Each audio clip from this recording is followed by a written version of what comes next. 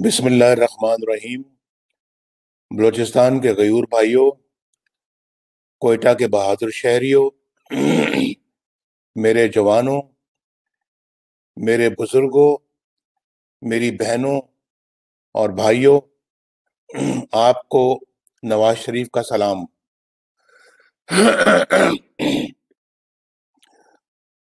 आज ये इतना बड़ा जलसा देखकर मेरा यकीन और भी पुख्ता हो गया है कि इंशाअल्लाह अब वोट की इज्जत को कोई पामाल नहीं कर सकेगा। पामाल करना तो दूर की बात है, इंशाअल्लाह अब वोट की इज्जत की तरफ कोई मैली आंख से भी देख नहीं सकेगा। जो जज्बा मुझे गुजरांवाला में नजर आया, वही जज्बा मैंने कराची में देखा, और अल्हम्दुलिल्लाह आज वही जज्बा और जोश खरोश मैं कोयटा में भी देख रहा हूं। भाई और बहनों, वक्त आ गया है। माफ कीजिए, मेरा गला मुसलसल खराब है कुछ दिनों से। वक्त आ गया है भाई और बहनों कि हम अपनी तकदीर बदलने के लिए अब उठ खड़े हों। अल्लाह ताला भी उन्हीं की मदद करता है जो अपनी मदद आप करते हैं। अल्लाह का शुक्र है कि पाकिस्तान के हर गोशे के अवाम अपनी किस्मत बदलने के लिए एक ही काफिले का हिस्सा बन गए हैं। आज मुझे अपने दोस्त हासिल खान बजंजो की बड़ी शिद्दत से याद आ रही है।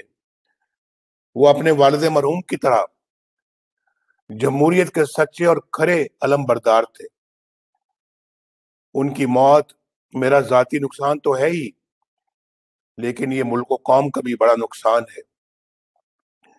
वो हर फोरम पर जुर्रत और बहादुरी के साथ अपना मौकफ पेश करते और तमाम खतरों से बेनियाज होकर सच्ची बात कहते थे। अल्लाह ताला उन्हें अपने खास रहमतों से नवाजे। मुझे कल मालूम हुआ है कि मोहसन दावड़ और नदीम असकर को कोयटा एयरपोर्ट पे सिक्योरिटी के नाम पे गिरफ्तार किया गया है और किसी नामालूम जगह पे मुंतकिल कर दिया गया है। हम सब इस अमल की सख्ती से मजम्मत करते हैं और सिक्योरिटी के नाम पर इस तरह के इकदामात हमारी रियासत को पहले भी बदनाम करते रहे और आज भी कर रहे हैं। बड़े अफसोस की बात है और कि ये हुकूमत किस तरह के काम अंजाम दे रही है। मेरे भाई और बहनों, बलूचिस्तान पर जो गुजरती रही है वो एक नहायत अफसोसनाक कहानी है। मरी, बुगटी, बजेंजो और दीगर कबाइल के साथ जो सलूक किया जाता रहा, बल्कि जो अब तक हो रहा है, वो हम सब के लिए इंतहाई दुख और रंज का बायस है। गद्दारी का लेबल हर उस शख्स के माथे पर चश्मा कर दिया गया जिसने सर उठाकर बात करने की कोशिश की, जिसने जुल्म और सितम के खिलाफ एहतजाज किया और जिसने आजाद कौम का आजाद शहरी होने का हौसला किया। वो सिर्फ इसलिए बागी और गद्दार करार पाए कि उन्होंने अपने आईनी हकूक के लिए आवाज उठाई, और कुछ कत्ल हो गए, कुछ हमेशा के लिए लापता कर दिए गए। उनकी कब्रों तक का कोई नामो निशान नहीं है। गुमशुदा अफराद का मसला आज भी है। हमारे हम वतन आज भी उठाए जा रहे हैं। कुछ पता नहीं उन्हें आसमान खा गया या जमीन निकल गई। मैं जब भी गुमशुदा अफराद की दुखी माओं, रोती हुई बहनों, बेटियों और परेशान हाल बच्चों को देखता हूं तो बेहद तकलीफ होती है। कब तक ये सब कुछ जारी रहेगा? कब तक हमारी रियासती ताकत खुद अपनों के खिलाफ इस्तेमाल होती रहेगी। कब तक हम पाकिस्तान के मुहिब वतन शहरियों पर बगावत और गद्दारी के इल्जामात लगाते रहेंगे? ख़वातीनो हजरात, मुझे अच्छी तरह अंदाजा है कि बलूचिस्तान के लोग कैसे कैसे मसाइल का शिकार होते रहे हैं और आज भी किन मसाइल का शिकार हैं। पाकिस्तान के सबसे बड़े सूबे के लोगों की जिंदगी किस तरह गुजर रही है, उनको कौन सी मुश्किलात का सामना है, नवाज शरीफ अच्छी तरह जानता है। मुझे ये भी मालूम है कि मौजूदा हुकूमत की नाअहली और अवाम दुश्मनी की वजह से महंगाई ने अवाम के लिए 2 वक्त की रोटी मुश्किल बना दी है। और सुना है चीनी एक तो 10 रुपए किलो हो गई है, आटा 70 रुपए किलो तक जा पहुंचा है, या शायद इससे भी ज्यादा। नान भाई हड़ताल कर रहे हैं कि रोटी 30 रुपए की बेचने की इजाजत दी जाए। ऐसे में सारा दिन मेहनत करने के बाद एक मेहनत कश 2 वक्त 2 रोटियां भी खाए, यानी 2 वक्त सुबह दोपहर और शाम अगर 2 रोटियां भी खाए तो महीने के 3600 रुपए खर्च करने पड़ते हैं। और अगर घर में 6 अफराद हों, जो कि आमतौर पे होते हैं, तो सिर्फ रोटी पर और कुछ नहीं, रोटी पर 21,000 रुपया वो कहां से लाए। चीनी, घी, दालों और सब्जियों की कीमतें आसमान पर पहुंच गई हैं और दवाओं की कीमतें इतनी ज्यादा हो चुकी हैं कि दवाई के अखराजात के बाद घर वालों को समझ नहीं आती कि घर के बाकी अखराजात कैसे पूरे किए जाए। गुर्बत में बेपनाह इजाफे की वजह से लोग अपने बच्चों को मौत के मुंह में जाते हुए देखते हैं, मगर दवाई खरीदने की ताकत नहीं रखते। आज इस तरह के पाकिस्तान में हम रहते हैं, यानी ये मुल्क इस तरह का बना दिया गया है। आज किसान बदहाल है, ज़राअत तबाह, सनतें तबाह, कारोबार तबाह, रोजगार तबाह, पूरा मुल्क की तबाही के गड़े में उतार दिया गया है।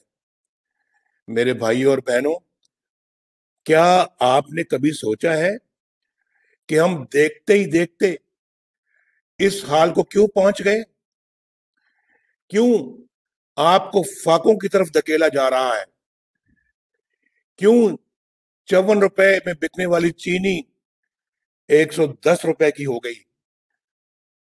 क्यों आटा 35 रुपए से 70 रुपए किलो तक पहुंच गया है?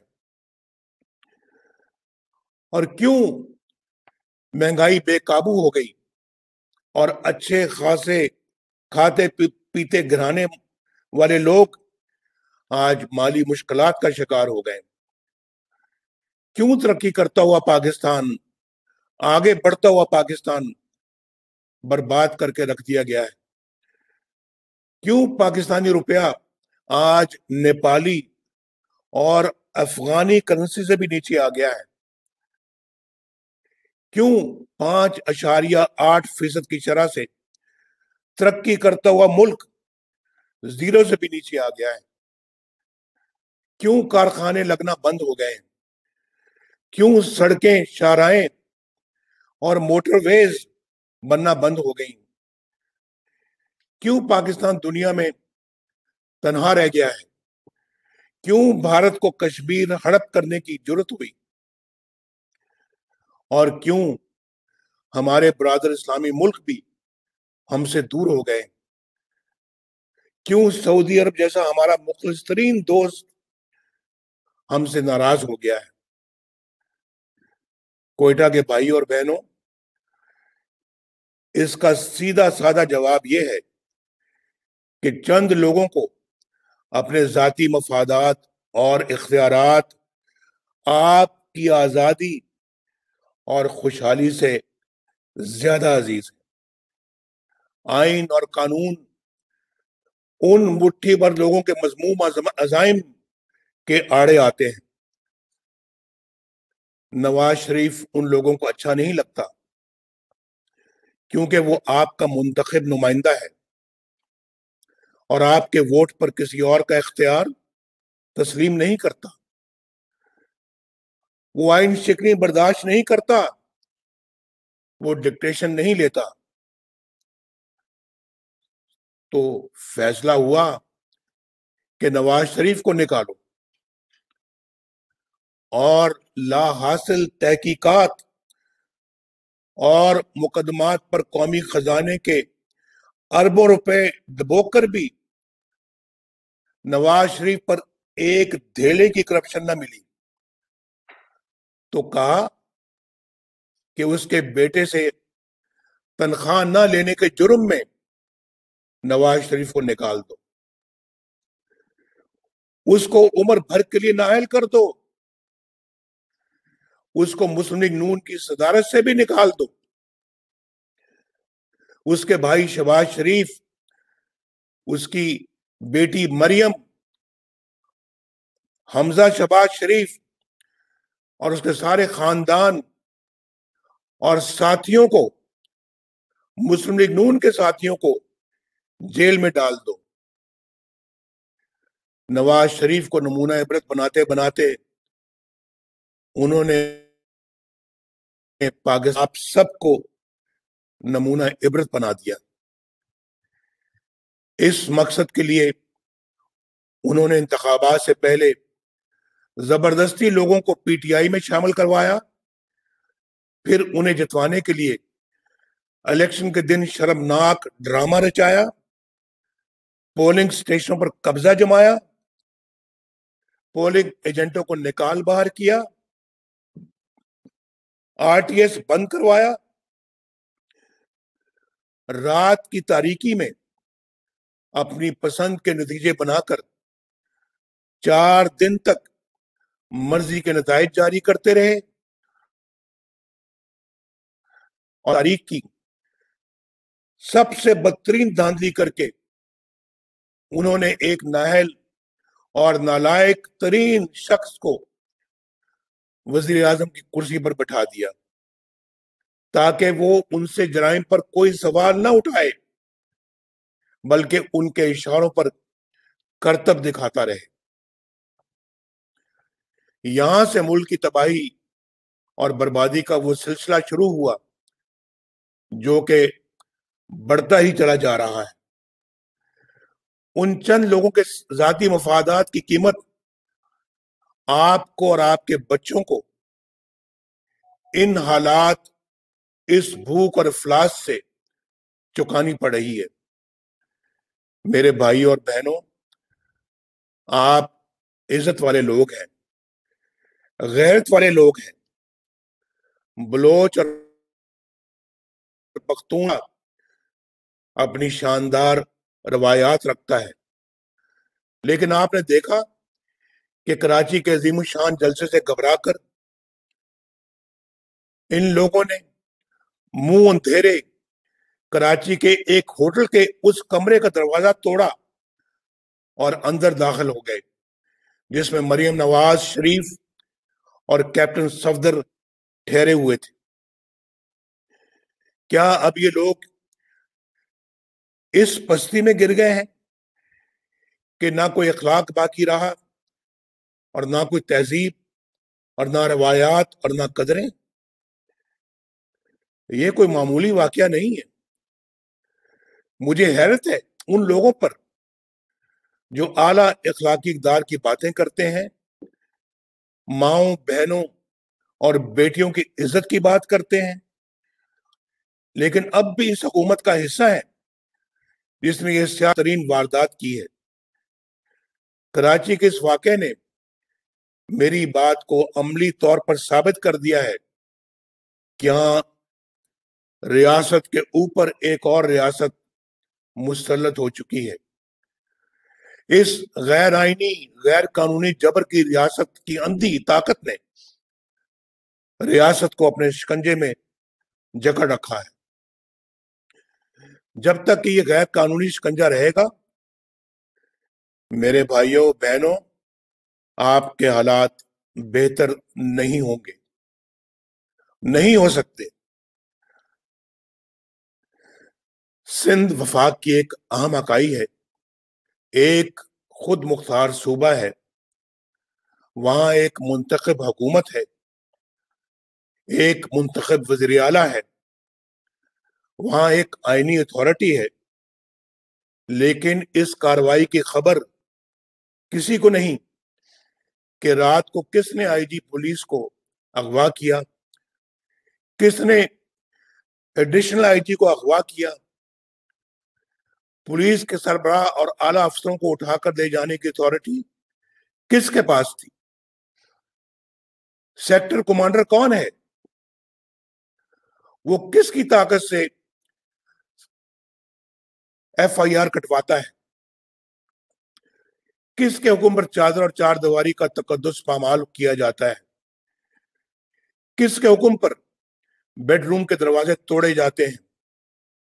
اگر صوبے کے وزیر اعلیٰ کو بھی اس کی خبر نہیں تو پھر اس سے بڑا حکمران صوبے میں کون ہے جو اس طرح کے حکم دیتا ہے اور منمانی کرتا ہے؟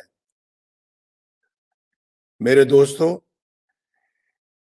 پی ڈی ایم اسی غیر آئینی حکمرانی کے خلاف اٹھی ہے، ریاست کے اوپر ریاست کی اس بیماری کے خلاف اٹھی ہے جس نے پاکستان کو اندر اور باہر سے کھوکھلا کر کے رکھ دیا ہے۔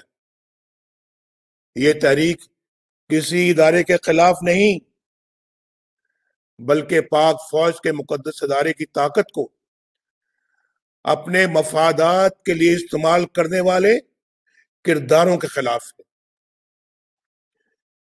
نیچے سے اوپر تک فوج کے بہادر فرزندوں کو ان کرداروں کے مقاصد کا کچھ پتہ ہی نہیں ہوتا، کچھ علم ہی نہیں ہوتا، وہ تو اپنے ڈسپلن میں بندھے رہتے ہیں،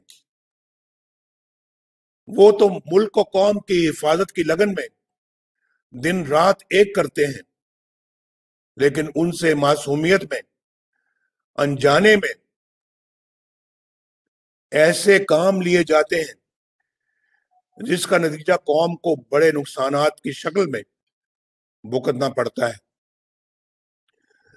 طریقہ واردات یہ ہے کہ چند لوگ اپنے گھناؤنے مقاصد پورے کرنے کے لیے قانون توڑتے ہیں، آئین توڑتے ہیں، ملک اور قوم کو نقصان پہنچاتے ہیں، لیکن خود کو بچانے کے لیے نام فوج کا استعمال کرتے ہیں، جبکہ حقیقت میں فوج کا اس سے دور دور کا واسطہ نہیں ہوتا۔ اس کے باوجود بدنامی کس کی ہوتی ہے؟ ادارے کی ہوتی ہے۔ اس لیے میں نام لے کر ایسے کرداروں کو بے نقاب کرتا ہوں تاکہ ان کی سیاہ کاریوں کا دھبا میرے ملک کے اداروں پر نہ لگے، میری فوج کی وردی پر نہ لگے۔ ہماری تاریخ کے بہت سے المیوں میں چند کردار ہی تھے جو اپنے مقاصد اور ذاتی مفاد کے لیے فوج کی بدنامی کا باعث بنے۔ کارگل میں ہمارے سینکڑوں جاں بازوں کو شہید کروانے اور دنیا بھر میں پاکستان کو رسوا کرنے کا فیصلہ فوج کا نہیں تھا، چند مفاد پرست جرنیلوں کا تھا۔ ان لوگوں نے صرف فوج کے ادارے کو نہیں بلکہ ملک و قوم کو ایک ایسی جگہ جنگ میں جھونک دیا کوئی فائدہ حاصل ہو ہی نہیں سکتا تھا۔ وہ لمحہ میرے لیے انتہائی تکلیف دہ تھا جب مجھے یہ پتا چلا کہ ہمارے بہادر سپاہی یہ دہائی دیتے رہے کہ ان دور افتادہ چوٹیوں پر خوراک نہیں لیکن اسلحہ تو بھجوائیں۔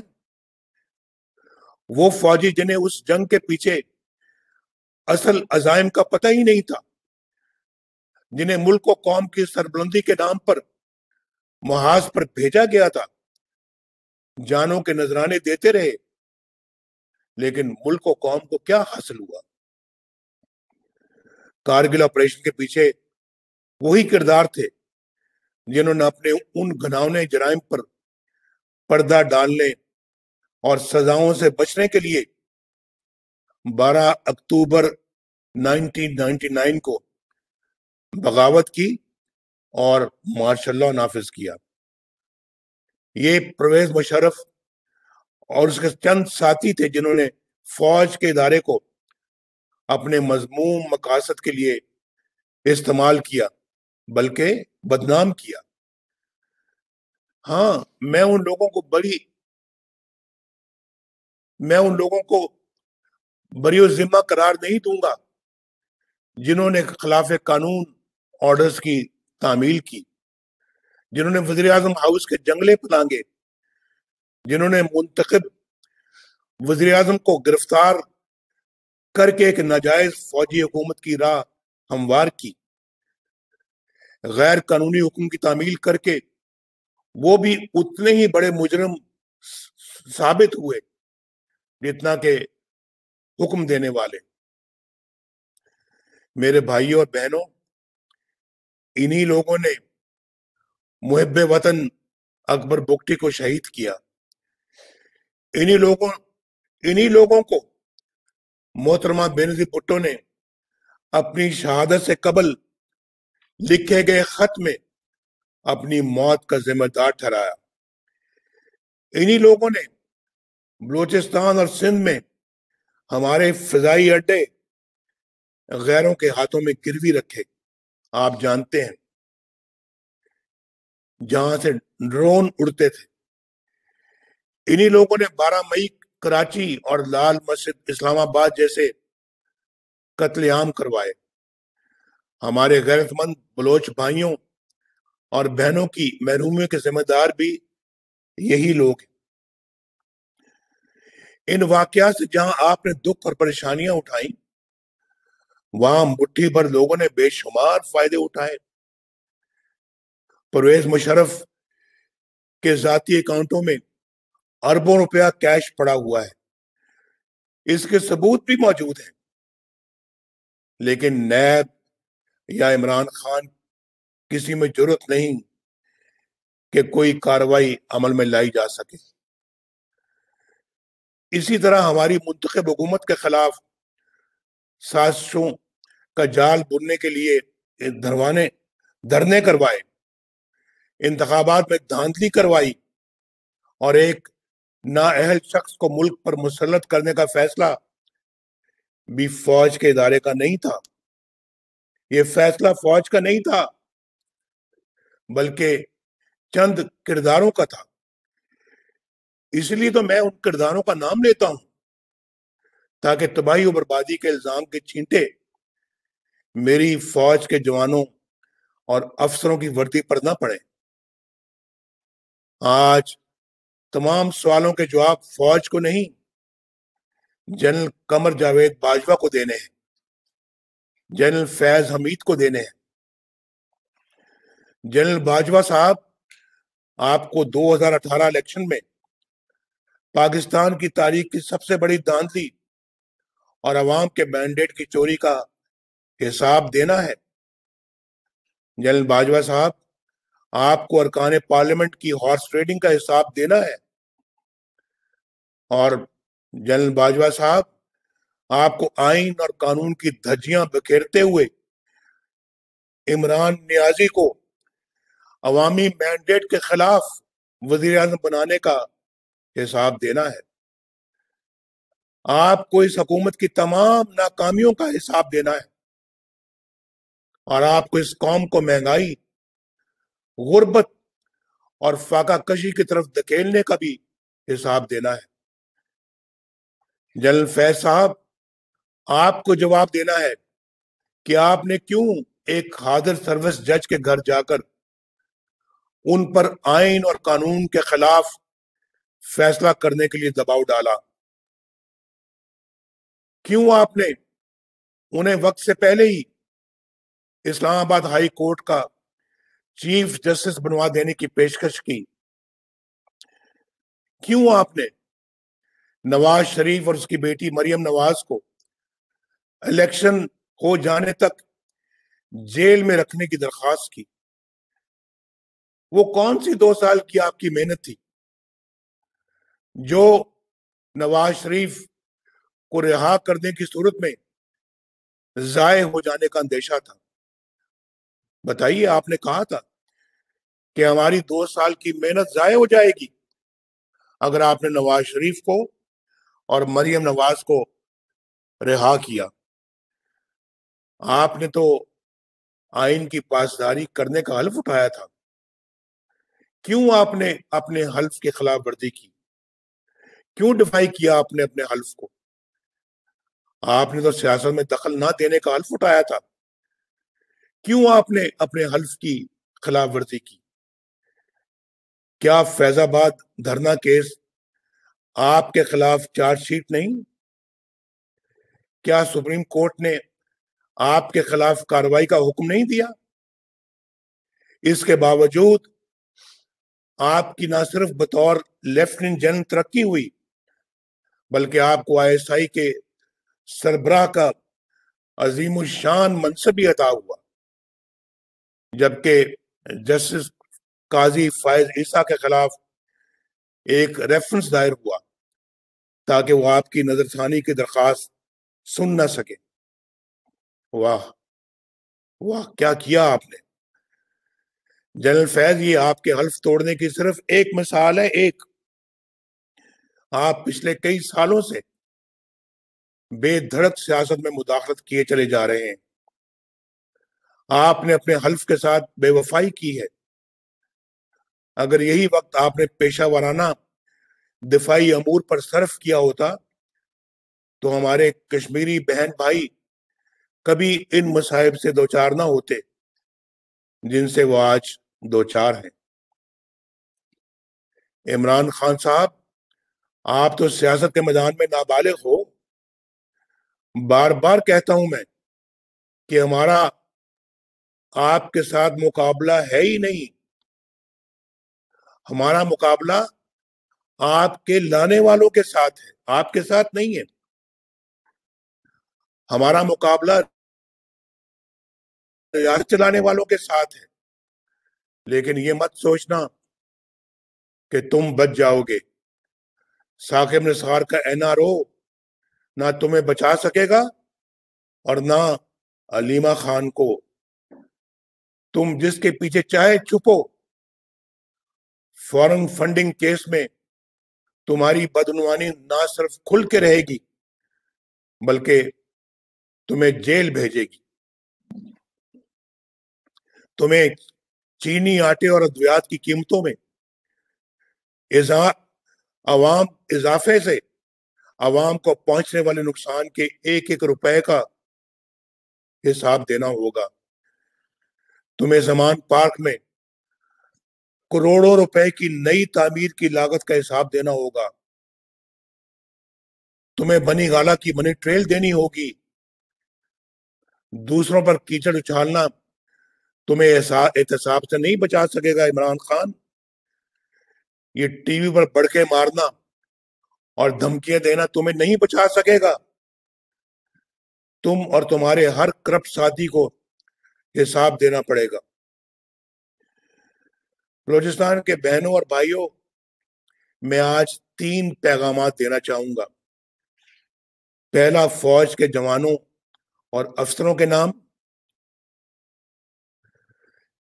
یہ آپ کا اپنا ملک ہے میرے فوجی بھائیوں، جس کے لیے آپ جان دینے سے بھی دریغ نہیں کرتے۔ آپ نے جہاں اس کی حفاظت کا حلف اٹھایا ہے وہاں اتنا ہی اہم اس کے آئین کی تابعداری کا حلف ہے۔ جہاں آئین شکنی اور قانون شکنی شروع ہو جاتی ہے وہاں ظلم کا دور شروع ہو جاتا ہے۔ جب آپ کسی فرد واحد یا مفاد پرست ٹولے کے لیے آئین توڑنے کے مرتکب ہوتے ہیں، وہاں آپ خود اپنی قوم کو، اپنے ملک اور اپنے لوگوں کو آئین شکنوں کے رحم و کرم پر چھوڑ رہے ہوتے ہیں۔ اپنے حلف کی پاسداری کیجیے، خود کو متنازع ہونے سے بچائیے۔ دوسرا میرا پیغام میرے پاکستان کے سول سروس کے نام ہے۔ زمانہ بدل رہا ہے، کسی کے لیے قانون یا آئین توڑ کر بچ نکلنا مشکل سے مشکل تر ہوتا چلا جا رہا ہے۔ آپ نے دیکھا کہ سندھ پولیس کے افسران نے چند لوگوں کے غیر قانونی رویوں پر احتجاج کر کے نہ صرف ان کے عزائم پورے نہیں ہونے دیے بلکہ اپنے لیے عزت بھی کمائی۔ سندھ کے پولیس افسر صاحبان، میں آپ کو سلوٹ کرتا ہوں۔ آپ کو بلا خوف اپنی ذمہ داریاں قانون کے مطابق ادا کرنی چاہیے۔ میں سب سول سرونٹس کو یہ میں گزارش کر رہا ہوں، اور کسی دباؤ میں آئے بغیر سر انجام دینی چاہیے۔ اور تیسرا پیغام میرا عوام کے نام ہے۔ میرے پاکستان کے بہنوں اور بھائیوں، پاکستانی فوج آپ کی اپنی فوج ہے۔ ان کو عزت دیجیے، انہیں محبت دیجیے، لیکن جب معاملہ آئین کی بالادستی کا ہو، جب آئین کی بالادستی کا معاملہ آ جائے، جب معاملہ قانون کی حکمرانی کا آ جائے، تو پھر وہاں کوئی سمجھوتا نہ کیجیے۔ کوئی فوج اپنے لوگوں کے خلاف نہیں لڑ سکتی۔ پرامن احتجاج آپ کا آئینی حق ہے، جس سے آپ کو کوئی محروم نہیں کر سکتا۔ آزادی اظہار آپ کا آئینی حق ہے، جو آپ سے کوئی نہیں چھین سکتا۔ ووٹ اور حکومت سازی آپ کا بنیادی حق ہے، جو آپ کے اس حق کو چھینے وہ آپ کا حال اور مستقبل آپ سے چھیننے کا مرتکب ہوتا ہے۔ وہ آمر ہے، غاصب ہے، آئین شکن ہے۔ آپ اپنے حق کو استعمال کیجئے۔ کسی مفاد پرست ٹولے یا کچھ مٹھی بھر لوگوں کو اپنی آنے والی نسلوں کی تقدیر کے ساتھ کھلواڑ کرنے کی اجازت مت دیجیے۔ اگر آج آپ نے اپنے حقوق کو حاصل کرنے میں کامیابی حاصل کر لی تو انشاءاللہ آپ اپنے حالات سنوار لیں گے۔ اگر ایسا نہ کر سکے تو پھر بہانے کا کوئی فائدہ نہیں ہوگا۔ کوئٹہ والوں، عمران خان کی بیساکھیوں پر کھڑی حکومت کو انجام تک پہنچانے کا وقت آ گیا ہے۔ وقت آ گیا ہے کہ ہم ان تمام لوگوں سے جواب طلب کریں جنہوں نے آئین اور قانون کے ساتھ کھلواڑ کر کے آپ کو ان حالات سے دوچار کیا ہے۔ کوئٹہ والوں، سوچ کر بتاؤ، کیونکہ پورا ملک آپ کی آواز سن رہا ہے۔ کیا تم اس جدوجہد میں نواز شریف کا ساتھ دو گے؟ کیا تم اس جدوجہد میں پی ڈی ایم کا ساتھ دو گے؟ کیا اس جدوجہد میں ہم سب کا ساتھ دو گے؟ پاکستان زندہ باد۔